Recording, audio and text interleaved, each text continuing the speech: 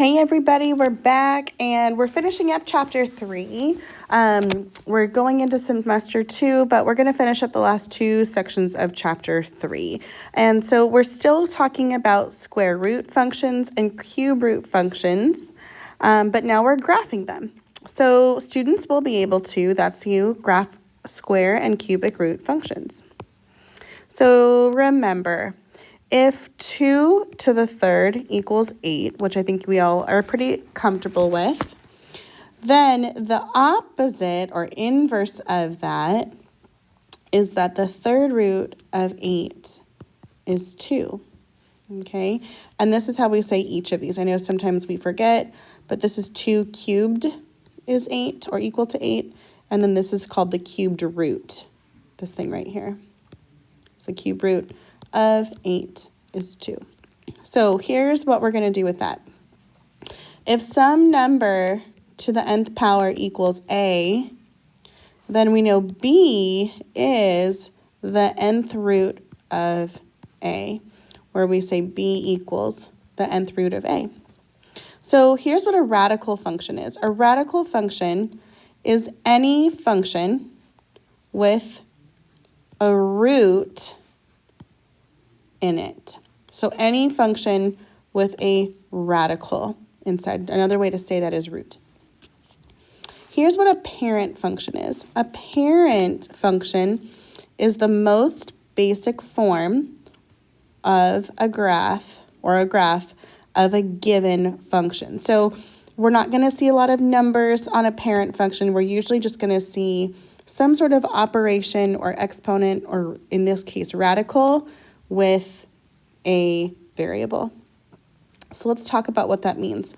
A parent function for the square root looks like this. So it says the parent function for the family of square roots looks like f of x equals the root of x. And we call this the parent function because it's the most basic, and everything else that's multiplied or added or divided with it is going to be compared to this one. So the thing that we see about the parent function of this root is we know that the root of any number, a square root, can't be negative. So we don't see anything here to the left of the x values or below. There's nothing negative for x values. So we know that for our square root of x, it has to start when x is 0. And then it can go up from there into the positive area. We know the square root of 1 is 1. That's that point there. And we know the square root of 4 is 2. That's that root right there. And it keeps going in that direction. That makes a curve upward. And because we know that the values that go inside the root have to be positive, we say that the domain right here, x is 0, means that it's always positive. And the same thing goes for the range, because we see here, if the things that we are sticking into x are always positive, that means that the answers are always going to be positive as well. So we see that it's always going to be above the x-axis and on the positive side of the y-axis. So we know here as well, it's going to always be positive, and that's because it's a square root. It can't be negative.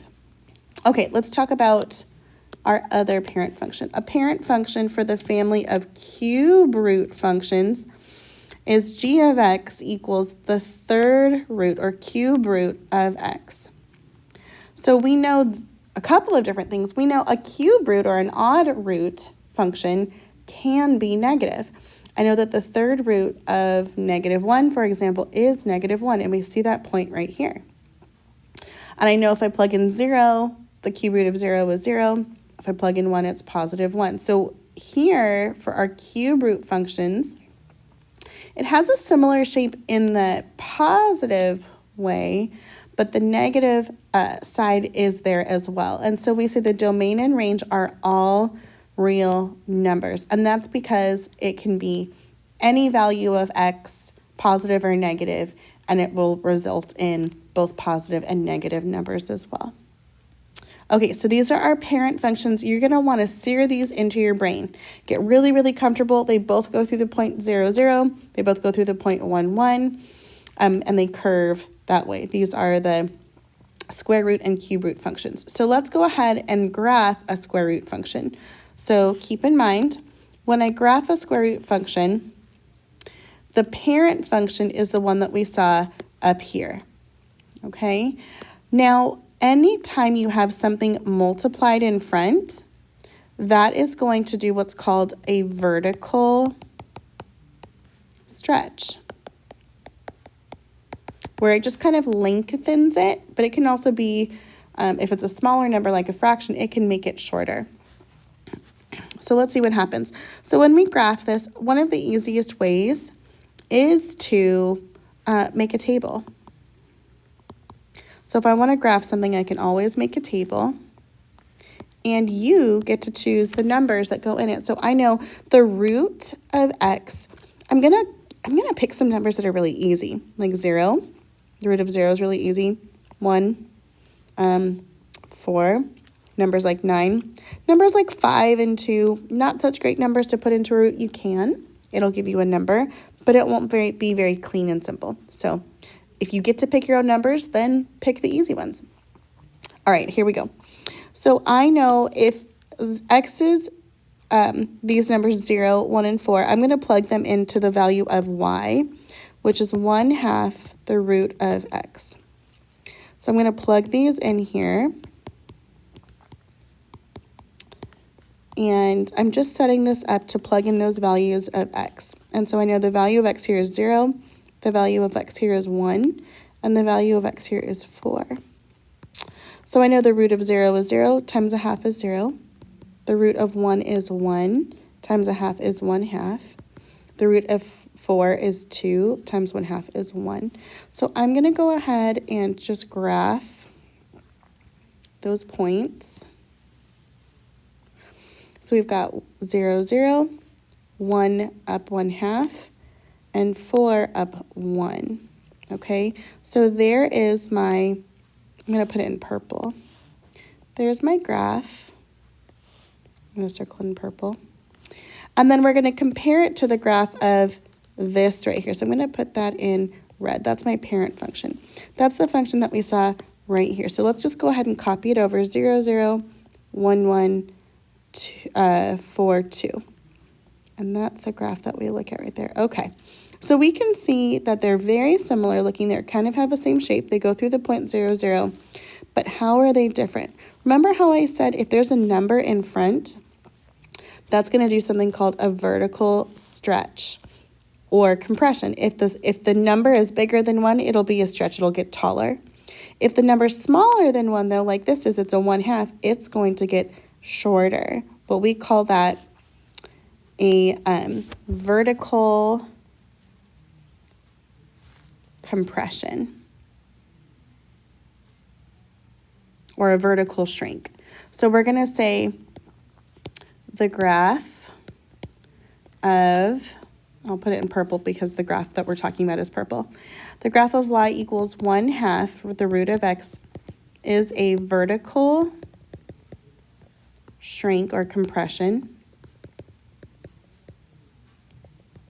of the parent function by a factor of 1/2. And that 1/2 is literally just coming from the number that was in front. So we know for however tall the original parent function was, when you multiply it by 1/2, it's going to get shorter. Okay, let's move on.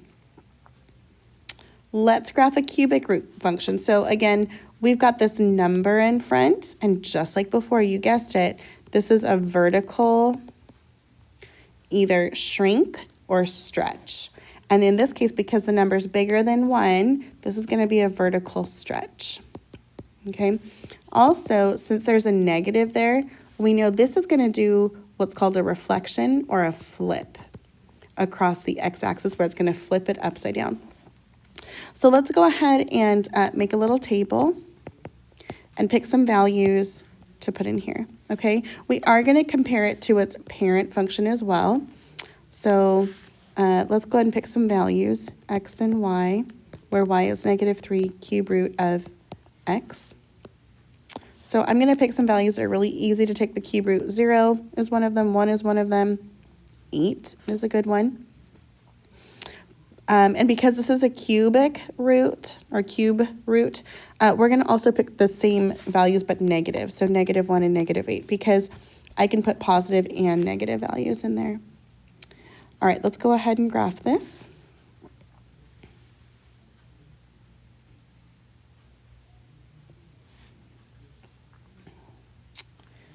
Okay, let me fix this line. Okay, so let's go ahead and plug in some values. I know the root of 0 is 0, times anything is still 0. The cube root of 1 is positive 1, but times a -3, we get -3. And then we're going to go the cube root of 8, which is 2 times -3 is -6. Cube root of -1 is -1 times -3 is +3. And the cube root of -8 is -2 times -3 is 6. So let's go ahead and graph those points. 0, 0, 1, -3, 8, 2, 4, 6, 8, and -6. Okay, so there's 1/2 of the side. And then we've got -1 up 3 and -8. Here's -8 up 6. 1, 2, 3, 4, 5, 6. So this is what this graph is going to look like. And if we compare it to the parent function, which I'm just going to copy down really quick, the parent function, if we looked at it right here, okay, goes through those points 0, 0, 1, 1, -1, -1.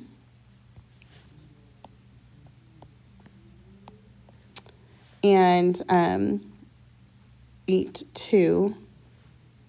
Looks like that.